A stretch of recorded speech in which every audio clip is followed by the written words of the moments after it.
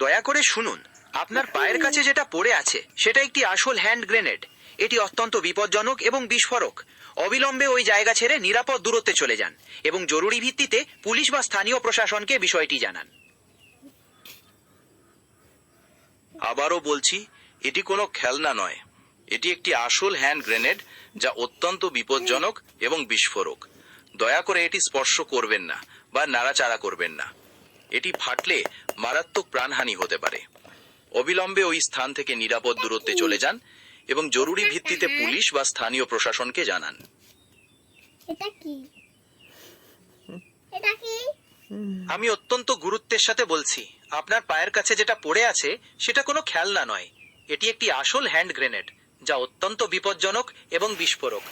ভুলেও এটি স্পর্শ করবেন না বা নাড়াচাড়া করবেন না। এটি ফাটলে মারাত্মক প্রাণহানি হতে পারে। অবিলম্বে ওই স্থান থেকে নিরাপদ দূরত্বে চলে যান এবং জরুরি ভিত্তিতে এটা কি? হ্যাঁ হ্যাঁ, এটা কি? আমি আবার বলছি, এটি একটি আসল হ্যান্ড গ্রেনেড। এটি অত্যন্ত বিপজ্জনক ও বিস্ফোরক। দয়া করে অবিলম্বে ওই স্থান থেকে নিরাপদ দূরত্বে চলে যান। তুমি কি করে বুঝলা যে এটা আসল? ভিডিওতে যে গ্রেনেডটি দেখা যাচ্ছে তার গঠন, পৃষ্ঠের খাপকাটা নকশা এবং নিরাপত্তা লিভার দেখে এটিকে অবিকল MK2 সিরিজের আসল হ্যান্ড গ্রেনেডের মতো বোঝা যাচ্ছে।